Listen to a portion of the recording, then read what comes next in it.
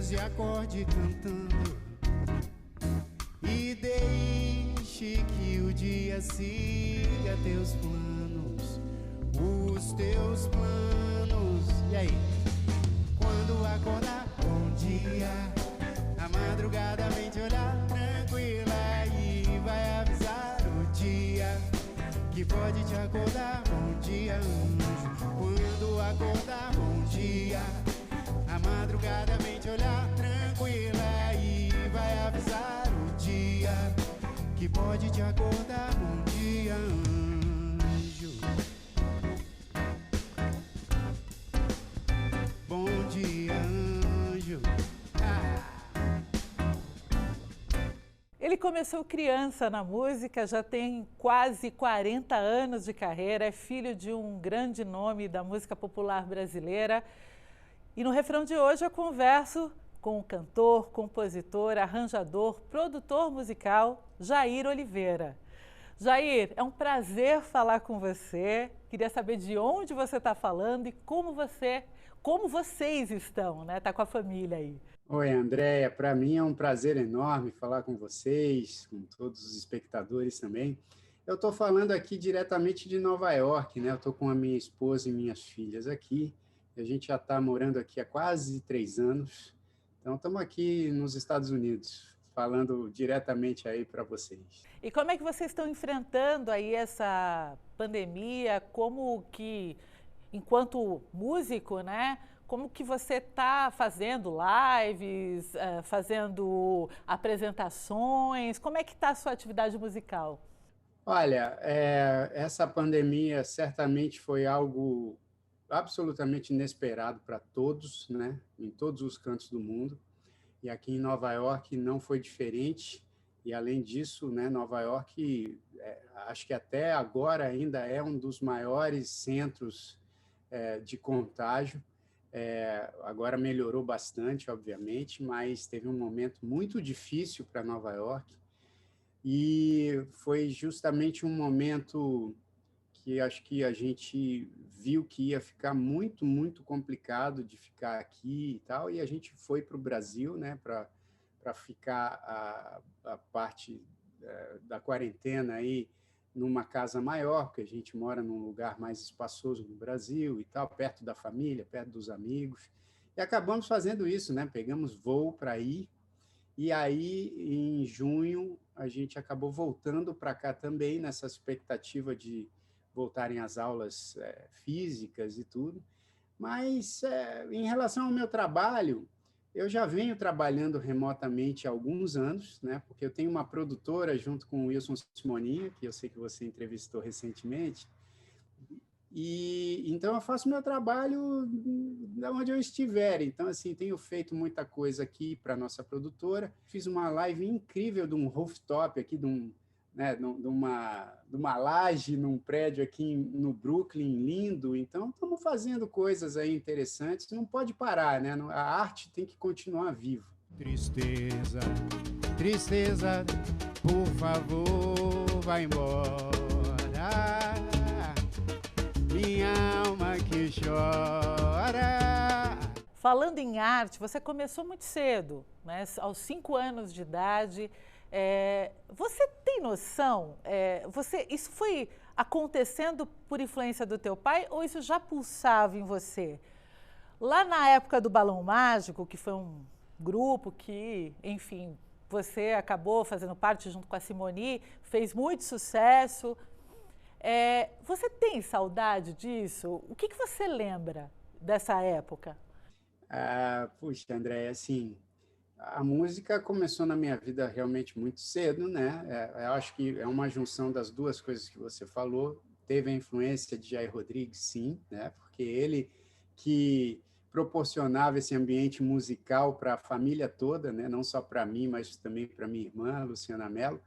Mas também teve aquela sementinha de paixão que nasce no coração de cada músico, de cada artista, que sem essa paixão dentro do coração você não segue, né? E então acho que é uma junção das duas coisas, e eu tenho a honra, eu agradeço a Deus todos os dias pelo fato de trabalhar com algo que eu realmente me envolvo pelo qual eu sou muito, muito apaixonado, e de poder levar música e diversão para as pessoas, isso realmente é algo muito nobre, eu diria. Agora, e você disse, né, você mencionou uma fase da minha carreira muito importante também, que foi essa fase do Balão Mágico.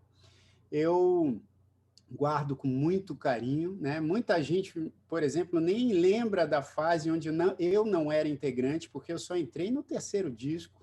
Então, assim, o grande sucesso, o maior sucesso do Balão Mágico, talvez, que é o Super Fantástico, eu não fazia parte do Balão e muita gente não se lembra que eu não fazia. Então, é muito honroso para mim poder ser lembrado como parte integrante que marcou a ponto das pessoas não lembrarem da época que eu não estava no Balão, né? Então, É é verdade. muito interessante. Mas, assim, você perguntou se eu tenho saudades, a gente guarda com carinho, mas eu, artisticamente, também tenho sempre a vontade de seguir em frente, né? de me propor coisas novas e tal, porque eu acho que o que eu já fiz está aí marcado, está aí disponível para todo mundo ver, tenho o maior orgulho disso, mas, ao mesmo tempo que guardo com o maior carinho, também sempre tenho a vontade de seguir em frente fazendo coisas novas. Mas eu me lembro de você muito antes, pequenininho, cantando com seu pai na RAI,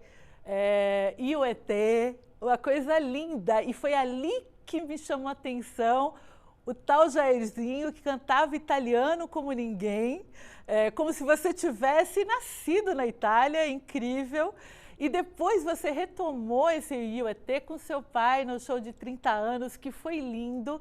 Queria que você me contasse os bastidores dessa história.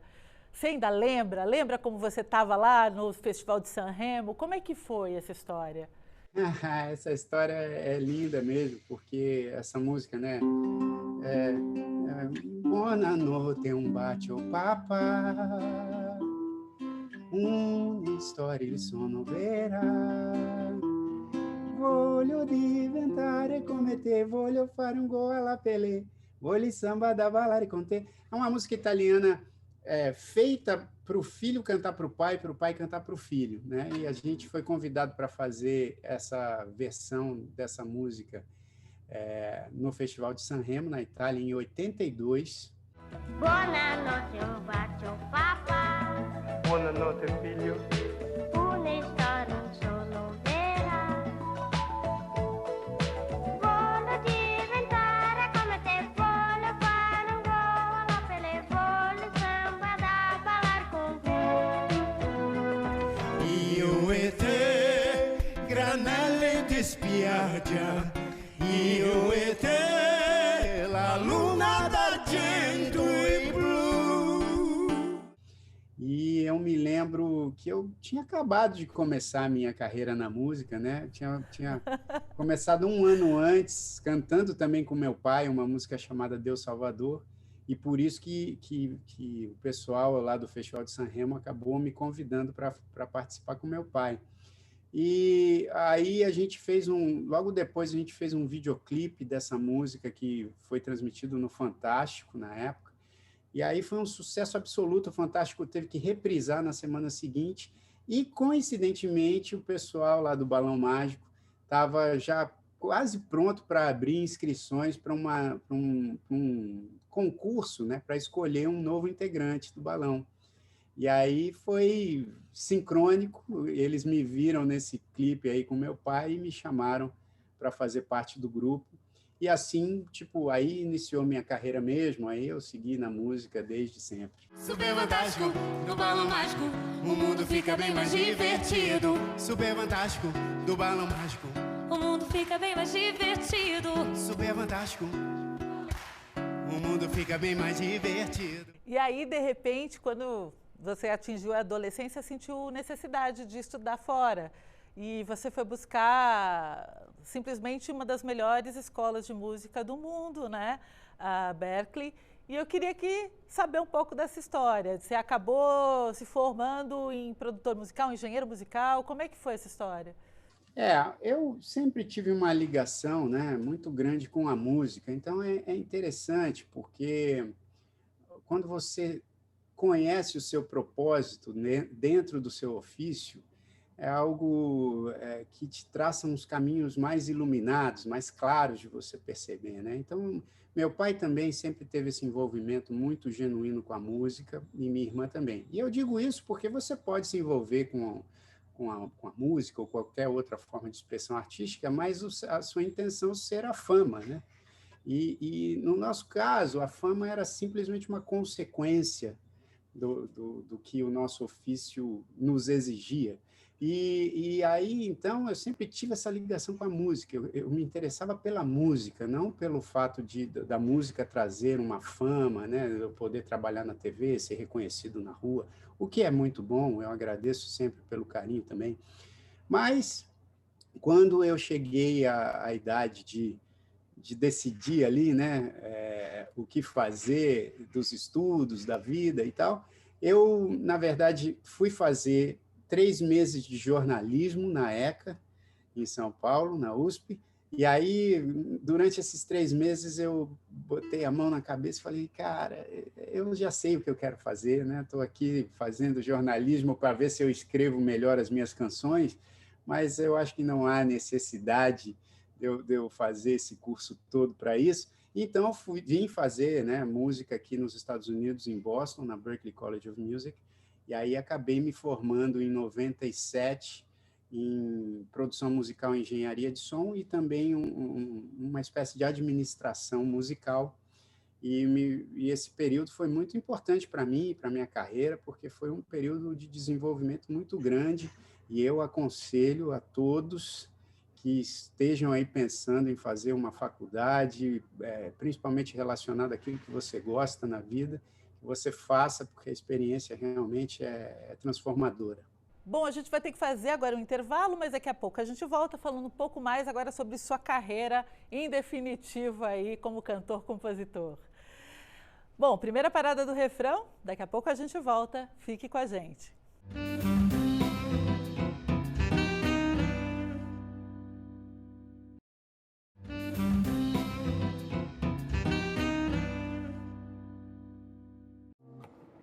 She's not kidding, she's not playing to lose.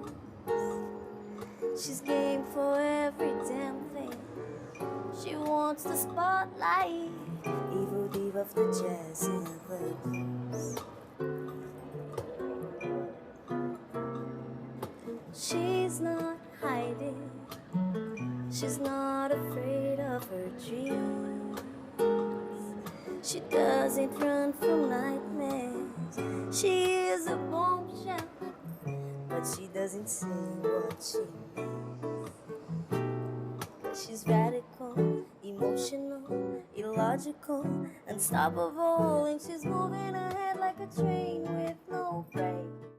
De volta com o refrão, hoje aqui o convidado é o cantor, compositor, arranjador, produtor musical, Jair Oliveira.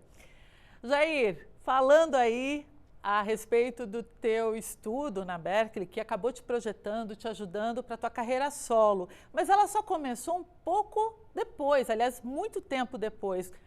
Houve uma indecisão, você pensou mais, como é que foi até chegar a decidir, vou ser músico mesmo, cantor, compositor, vou encarar minha carreira musical? Teve esse ato, não teve? Teve um hiato que foi meio coincidente com esse tempo que eu fiquei estudando, né? Que eu vim fazer faculdade, fiquei de 93 a 97, final de 97, fazendo faculdade aqui em Boston. E aí, quando eu voltei, logo que eu voltei, eu já acabei montando essa minha produtora que eu tenho até hoje, que é a S de Samba, né? Em sociedade com o Simoninha. E quando a gente voltou ali em 98, era um momento que o mercado independente brasileiro estava passando por uma grande transformação, né? Muitas coisas aparecendo, a noite paulistana voltando a ter uma vida muito grande, né? Em termos de música e de aparecimento de novos artistas e tal.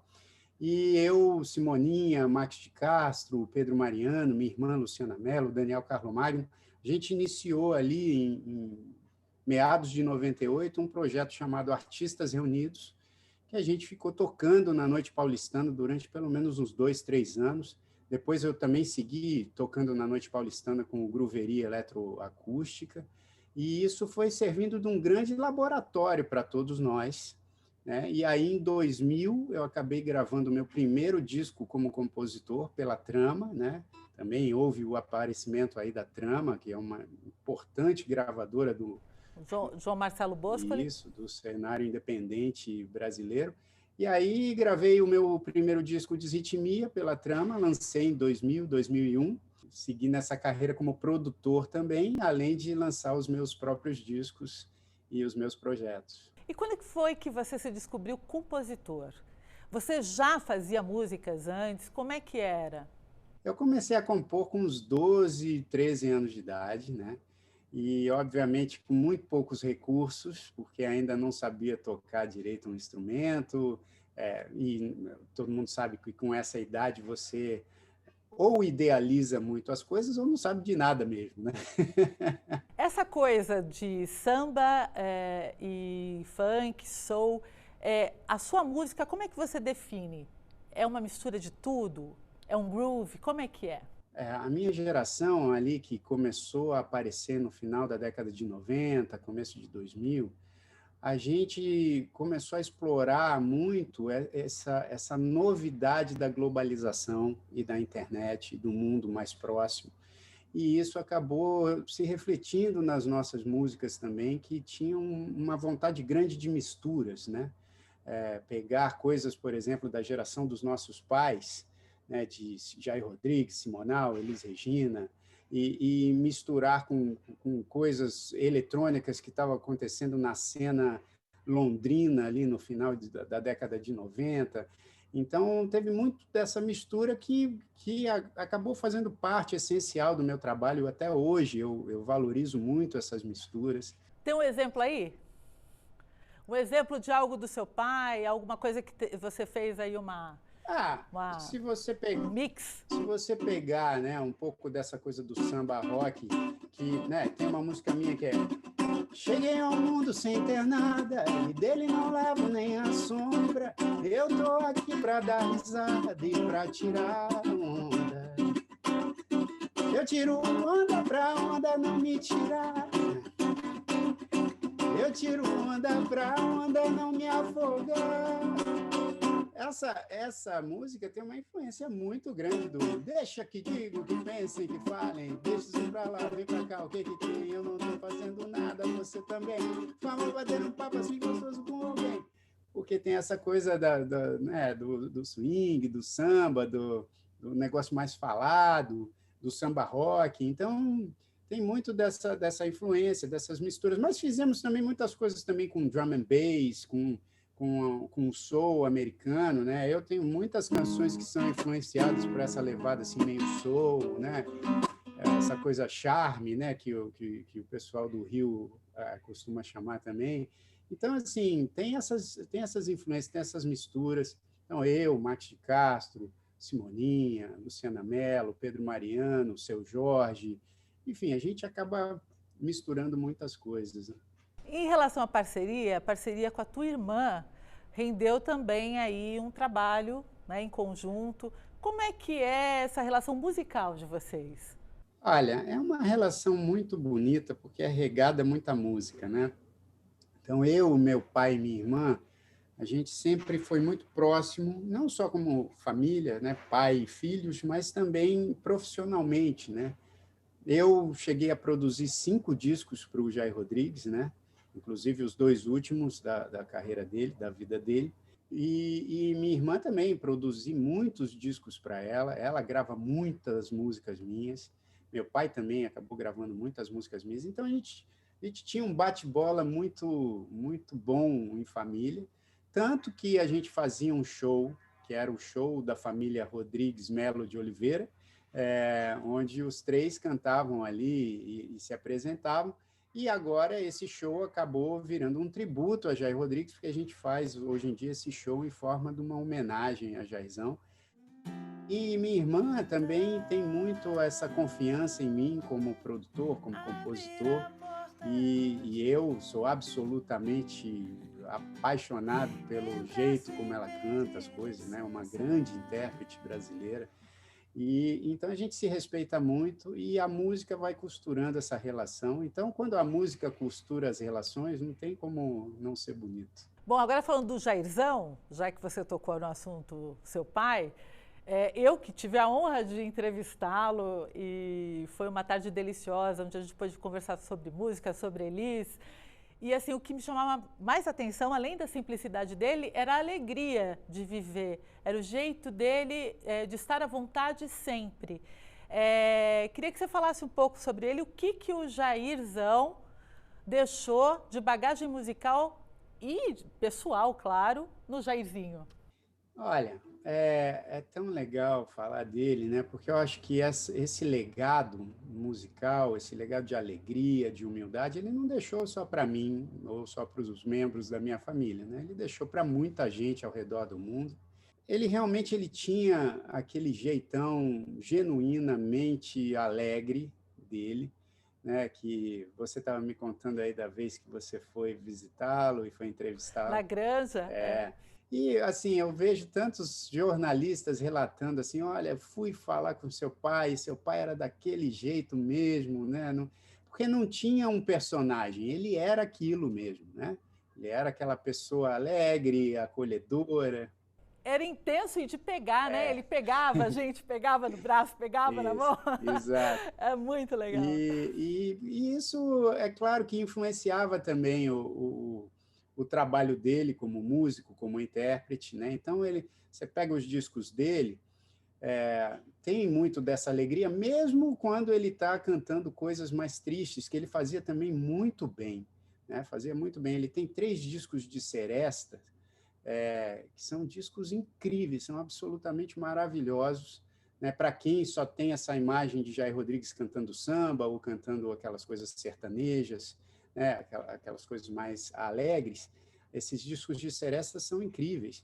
E ele, na minha opinião, não é uma opinião de filho, mas é uma opinião de músico, é um dos maiores intérpretes da música brasileira, sem sombra de dúvidas, porque acabou interpretando de tudo e sempre com aquela disposição de se abrir sem preconceitos para os diversos estilos musicais, né? Então, ele fazia... tanto que ele é considerado o primeiro rapper brasileiro, né? Por ter gravado um dos primeiros rappers, um dos primeiros raps do Brasil, mas também, ao mesmo tempo, interpretava disparada daquele jeito altamente emocionante, uma música muito difícil de se interpretar, e Majestade o Sabiá, aqueles sambas enredos todos que ele interpretava tão bem. Então, você via que ele passeava por vários estilos com muita facilidade e com a mesma alegria.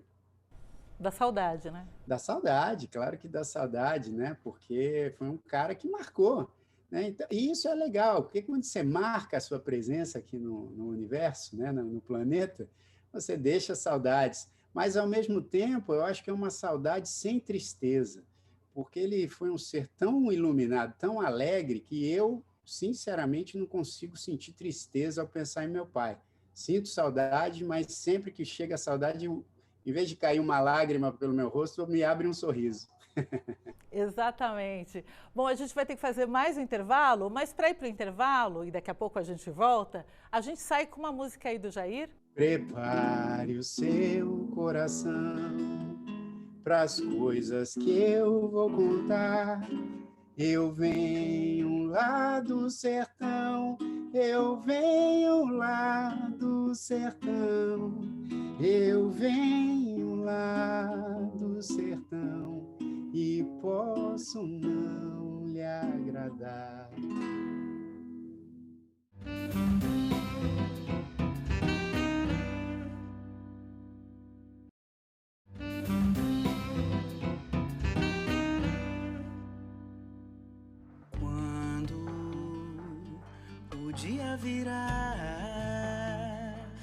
Virá um novo dia pra se viver e viver é tudo que se quer, uma nova chance está pra nascer. Como uma nova missão, um novo aperto de mão, um novo abraço, um novo passo, uma nova direção. De volta com o refrão, hoje eu converso com o cantor, compositor, arranjador, produtor musical Jair Oliveira. Jairzinho, me fala aí sobre agora os Grandes Pequeninos. Teve até indicação para o Grammy, né? Você, a Tânia, sua esposa, fizeram aí um trabalho lindo. Queria que você falasse sobre ele, como é que surgiu essa ideia e essa grande, né, repercussão em torno disso. Você esperava? Olha, Andréia, até fico feliz porque no momento que a gente vai falar dos Grandes Pequeninos, as minhas filhas estão aqui aí, pode ser que elas apareçam aqui no background. Mas você sabe que é um projeto muito amoroso, porque surgiu, né, através desse amor intenso que eu e a Tânia Calil temos por nossas filhas, pela Isabela e pela Laura.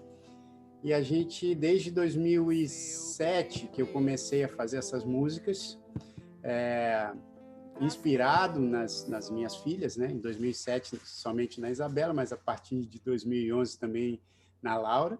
E foi um projeto assim que um projeto que já está na terceira fase, né? A gente já lançou 3 discos desse projeto. Temos um canal no YouTube com mais de 310 mil inscritos agora, com muitos videoclipes, muito conteúdo lá relacionado à música. Qual que é o canal? É youtube.com/Grandes Pequeninos. É só colocar /Grandes Pequeninos que você chega no canal. E a gente, né, já teve disco indicado para o Grammy Latino, tem vídeos no nosso canal que já tem mais de 25 milhões de visualizações. Muitas professoras, professores, pais, crianças nos mandam mensagem quase que diariamente, dizendo como as canções têm feito parte do cotidiano e têm alterado, né, a visão do mundo, porque as mensagens elas são muito positivas, a gente sempre fala de coisas de uma maneira que a criança possa entender, mas que também possa pensar, né, não só nos bichinhos, né, nos brinquedos, mas que possa pensar no seu papel dentro da sociedade, obviamente de um jeito muito lúdico, né, sem ser pedante, mas a gente valoriza muito essa coisa do respeito, as diferenças, da inclusão, do cuidado com o meio ambiente. Então, é um projeto que tem sido muito utilizado nas escolas também, né? A gente acabou de lançar, por exemplo, uma música para falar dos medos. E que momento mais importante, não foi algo que a gente planejou, porque essa canção já existia, só que a gente lança justamente num momento onde todo mundo, não só as crianças, mas os adultos, estão aí vivendo as suas angústias, os seus medos, e na canção a gente fala, respira, é normal a gente sentir medo, a gente só tem que trabalhar para eliminar ou para diminuir esse medo e tocar a vida, né? Dá para dar uma palhinha de uma das músicas para criança? Dá, tem uma, né, que fala muito dessa valorização e do abraço às diferenças, que o refrão fala assim: você não é igual a mim, eu não sou igual a você, mas nada disso importa, pois a gente se gosta e é sempre assim que deve ser. Aí tem uma outra que eu fiz para a minha filha mais nova, quando ela estava desfraldando, que é uma das mais assistidas do nosso canal, que chama Xixi, Cocô e Pum, porque a música meio que vai dando esses passos para você avisar quando você quer fazer xixi, quer fazer cocô. Para rimar. Isso. Não dá para eu fazer um trechinho, quer dizer, dá para fazer um trechinho, eu vou fazer só xixi, deu vontade de fazer xixi, deu vontade de fazer xixi, deu vontade de fazer xixi, muito bem, muito bom, o banheiro é logo ali. Aí vai explicando como que você faz para chegar no banheiro, fazer o xixi, fazer o cocô na privada, é bem bonitinho. Puxa, que bacana. Você falou sobre inclusão. Tiveram aí as manifestações nos Estados Unidos, você deve ter sentido com mais força. Queria que você me dissesse aí como é que foi, como que foram, né, esses movimentos e de que forma impactou aí em vocês, na tua família, como é que você viu isso? Olha, Andréia, eu tenho uma opinião, né, que eu acho que se uma pessoa sofre preconceito, isso já é horroroso para toda a humanidade, né? Então eu não fico ranqueando os preconceitos, porque eu acho que os preconceitos todos são muito, muito prejudiciais. E, obviamente, o que aconteceu aqui, né, com essa situação do George Floyd, é uma situação absolutamente horrorosa de você ver uma pessoa perdendo a vida do jeito como aconteceu. Infelizmente, isso não é uma exclusividade desse caso, isso acontece quase que diariamente no mundo, no Brasil nem se fala, onde pessoas, por sua cor, por sua crença religiosa, por suas condutas, enfim, diversas na vida, elas são julgadas e tudo acontece de uma maneira muito violenta, né? Então, assim, para mim isso é muito prejudicial. Claro que essas manifestações elas têm a importância, como várias outras que têm acontecido, da gente parar, respirar, botar a mão na consciência e entender o que a gente pode fazer para melhorar essa situação, né? Então, acho que nesse aspecto tem sido positivo de ver nas redes sociais pessoas que desfrutam de privilégios, e eu não me excluo disso, porque apesar de ser negro, eu sei dos privilégios que eu tenho, e eu acho que a gente tem que botar a mão na consciência e falar assim, cara, não é por conta desse privilégio que eu tenho mais direito ou menos direito à vida, entendeu? Eu acho que esses privilégios, eles acontecem, mas isso não pode ser algo que nos guie em relação a quem tem direito a certas coisas e quem não tem, né? Então, acho que nesse sentido tem sido uma experiência interessante ver como muitas pessoas têm adotado essa postura da humildade para falar, eu preciso aprender mais para saber como eliminar esses preconceitos absolutamente desnecessários na nossa sociedade. A música é uma arma poderosa para mudar coisas, né? Você mesmo falou sobre uma música sobre inclusão. Tem uma outra música sua que fala sobre positividade, sobre, enfim, melhorar o dia das pessoas. Estou falando de Simples Desejo, que causa e impacta pessoas. Queria que você falasse sobre a história dessa música que você deu para a Luciana, né? A cara da Luciana ficou linda com a voz dela. A força, queria que você falasse sobre a força dessa música. Olha, André, essa música, acho que quando eu compus essa canção eu tinha aí uns 23, 24 anos de idade. Mas sempre, né, já desde sempre, desde o começo da minha carreira como compositor, eu sempre quis passar mensagens positivas com esse meu ofício de compositor. E essa canção, especificamente, O Simples Desejo, eu fiz em parceria, né, com o Daniel Carlomagno, e a gente fez para um filme. Na verdade, era um filme do Luiz Vilaça, que tinha a Denise Fraga como protagonista, né, que é a esposa do Luiz, e um filme chamado Por Trás do Pano. É um filme muito, muito bonito. E eu lembro que a gente estava fazendo algumas coisas da trilha desse filme. A primeira cena é a Denise Fraga, que faz o papel de uma atriz de teatro no filme. É ela abrindo a porta da casa dela, pegando a bicicleta e indo para o teatro.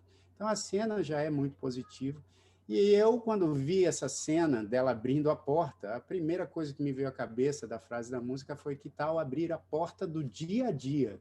Não a porta do dia, a porta do seu cotidiano, para pedir que o seu dia termine bem. Então, eu e o Daniel fomos construindo ali a canção. Infelizmente, ela não fez parte desse filme, você não vai ouvi-la no filme, porque o Vilaça acabou adorando a música, mas ele falou que ele precisava de uma música conhecida, e que na época não era conhecida, né? Obviamente. Se ele soubesse o impacto que ela ia causar.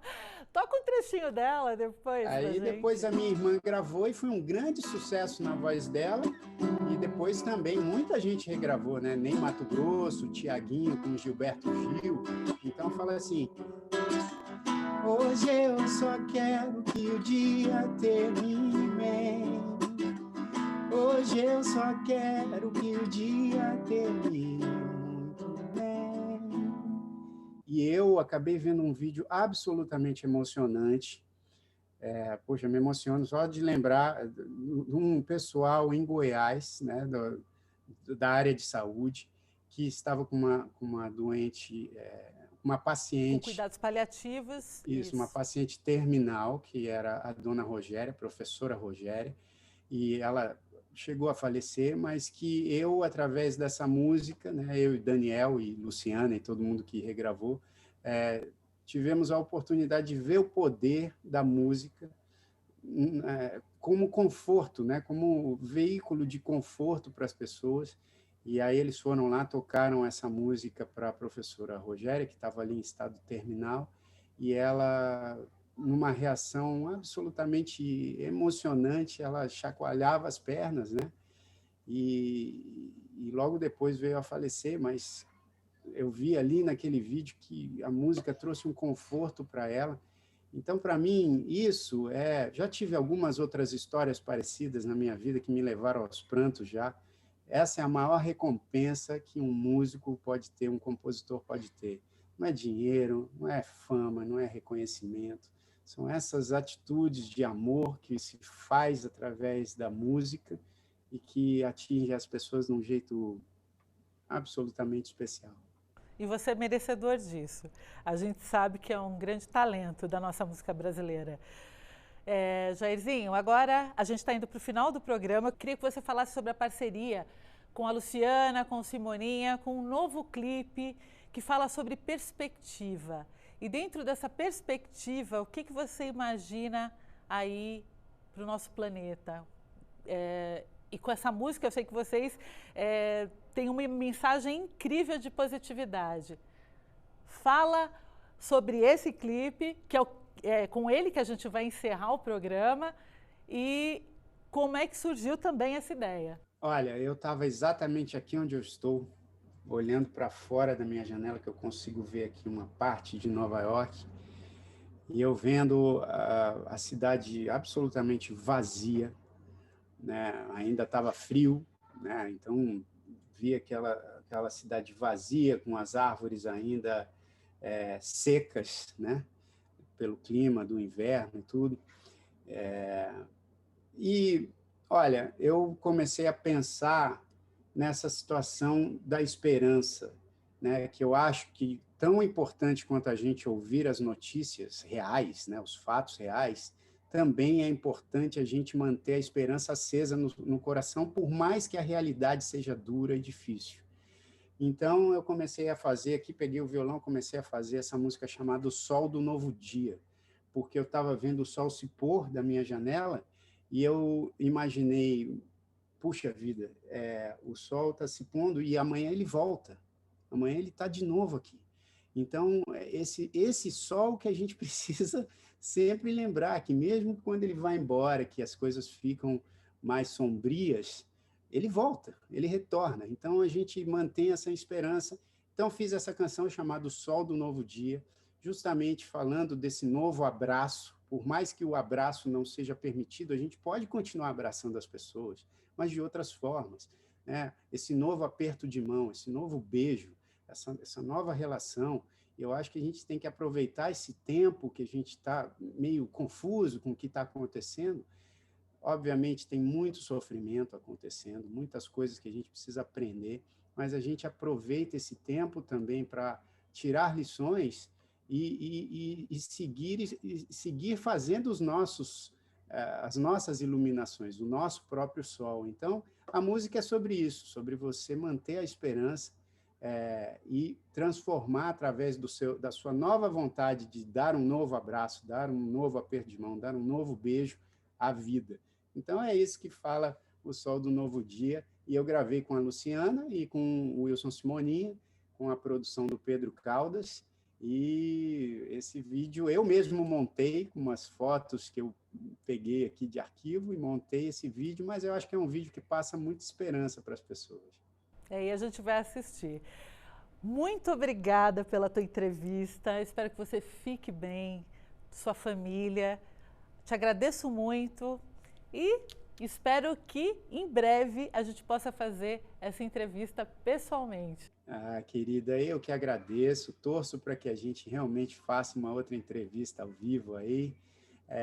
Quero mandar um beijo para todos os espectadores e dizer que é uma honra falar para a gente manter a alegria, manter o sorriso, manter o respeito, manter a esperança, porque isso vale a pena. É um momento onde muitas pessoas têm a vontade aí de gritar, de berrar, de xingar.